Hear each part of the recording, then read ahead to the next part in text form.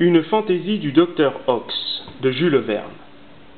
Quiquendone est cette petite ville imaginaire des Flandres où il fait bon vivre, et dont Jules Verne a disposé de manière à faire surgir dans cette tranquillité rurale une frénésie citadine où la temporalité naturelle est saccagée par la temporalité urbaine artificielle, laquelle fut si bien glosée par Georges Simmel dans Les grandes villes et la vie de l'esprit, et dans Sociologie des sens, ici.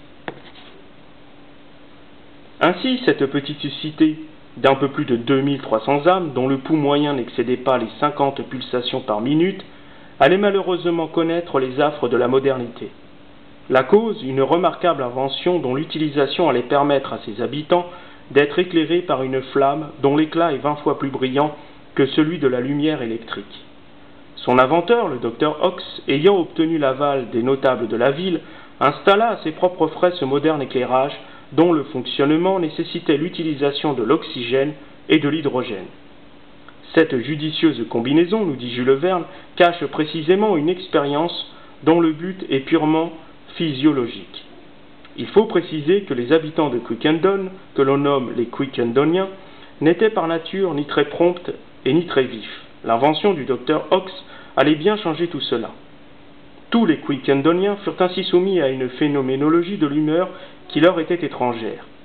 L'état d'éréthisme aggravé fut bien constaté, et chose encore plus inquiétante, les animaux domestiques comme les végétaux subissaient également des variations physiologiques et biologiques. On avait remarqué chez les animaux une vivacité et une agressivité particulièrement sensibles et une croissance exagérée des plantes, des arbres, des fruits et des légumes. Comme le rythme biologique fut accéléré, tout naturellement la mort vint prématurément.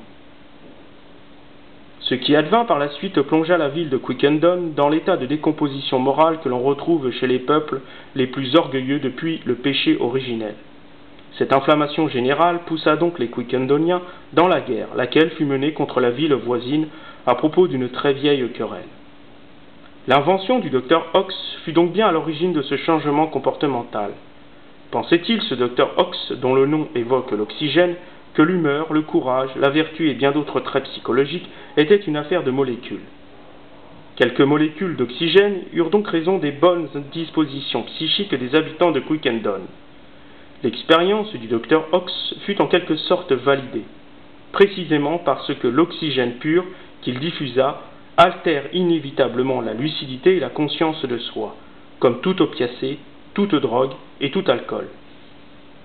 À ce propos, on peut évoquer notre ami Balzac, qui dans son petit ouvrage, Traité des excitants modernes, ici, et que l'on traitera prochainement dans une fiche de lecture, disait « Les destinées d'un peuple dépendent et de sa nourriture et de son régime ».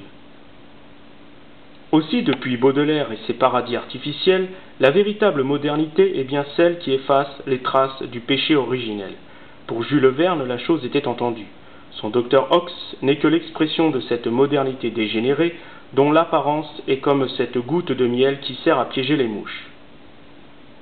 Cet ouvrage est donc une critique de la modernité, laquelle, en dehors de celle de Charles Baudelaire, fut la cible d'un bon nombre d'auteurs dont Herman Melville et Miguel de Unamuno, pour ne citer que cela, et dont j'ai précédemment commenté une de leurs œuvres.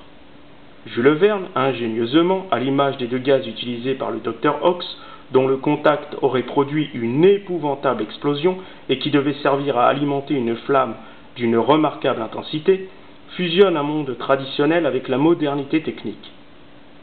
Jules Verne, à ce propos, est proche de la pensée de Baudelaire. En effet, le poète français haïssait l'éclairage au gaz. Pour lui, l'humanité, c'était une grande barbarie éclairée au gaz. C'est le retour au chaos, et Jules Verne ne fait que confirmer la chose. La dialectique baudelairienne se retrouve une vingtaine d'années plus tard dans ce récit, et précisément au chapitre 15, quand l'usine à gaz du docteur Ox explosa. Tout naturellement, les Quiquendoniens retrouvèrent ainsi la vie paisible qui était la leur. Pour conclure, il faut ajouter que Jules Verne a créé un personnage emblématique de cette humanité triomphante dans le progrès technique, et qui fut par la suite outrageusement défiguré moralement à cause de l'ampleur des dégâts engendrés par cette humanité ingrate.